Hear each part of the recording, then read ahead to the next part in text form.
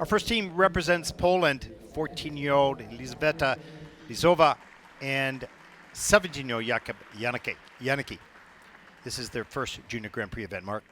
This team, one of the teams that have taken part in some of the International Skating Union ice dance seminars, so they've had experiences alongside some of the competitors, but this a whole new level of experience by competing at Junior Grand Prix.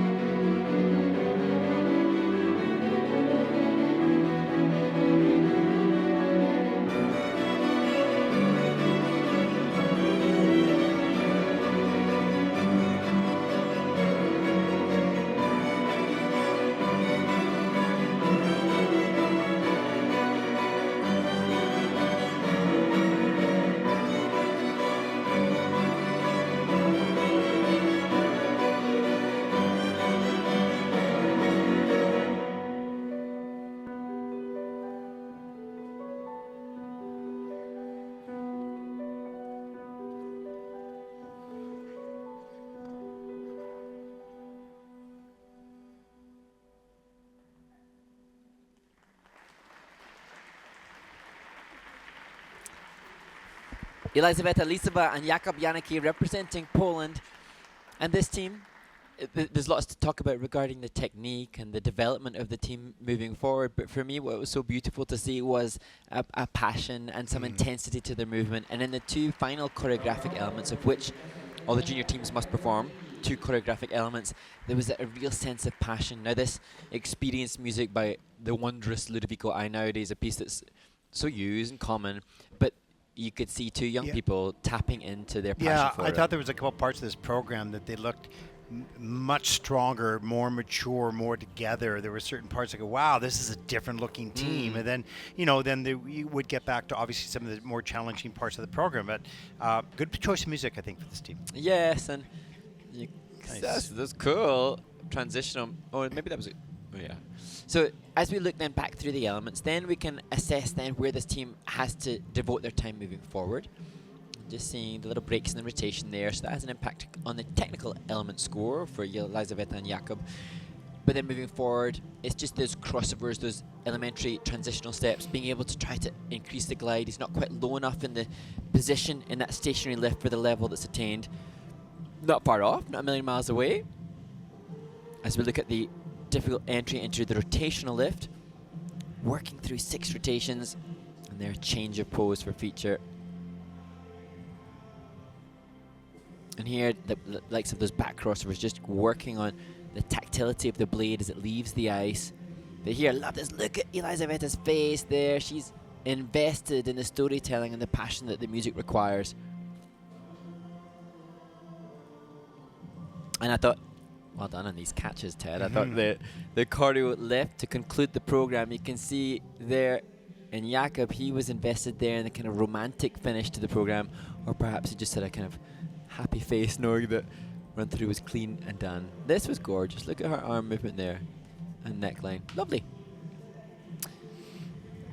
There you go. Yeah, kudos to Yelyzaveta and Jakub and Coach Justyna Plutowska. Now moving forward, it's just back to basics. It says the question was posed to us in the warm-up, what makes a great dance team? It has to be built on a foundation of just supreme quality of stroking. And so those very basics, like the pianist that plays, or any musician plays their scales. And I think you know, that's for good and great teams. They have to have that. There's a lot of great teams. Well, maybe a lot. There's a number of great teams, but then what makes the greatest? Yeah. You know, something that's a little bit more than that. And, you know, actually, Yelyzaveta and Jakub have some of those great qualities that we saw in the expression. They have some of the finishing touches already to be tapped into. For them, it's just, I think they have the icing on the cake already. They just need to work on the sponge. It takes a long time, particularly with a partnership. It does, because you're dealing with 2 individuals who are growing at the same time, all sorts of things that come with life, and working together on the ice to learn the skills and to become skate as one and to create a little bit of magic. And how do you define magic? It's individual. Yeah. They will create their own magic, but they don't know what that is until they go through those 10 years. Yeah, and I mean, you know, as we referenced the Olympic Games, those contending for medals will all have been together for a decade. So yeah, totally. But what's more likely to have Yelyzaveta and Jakub stay together for that duration is the fact that they look happy in one another's company, smiling and kissing, crying. That's the key thing, is the relationship that the 2 people have. That, you know, when you take a look at Scott and Tessa, and you know, they have separate lives now, but they were a unit that supported each other for all that time. Respected each other too. Respected each other, exactly. So we're just looking for the scores here coming up for the free dance. There's a 54.69, and of course they are the first team out with a total competition score of 87.40.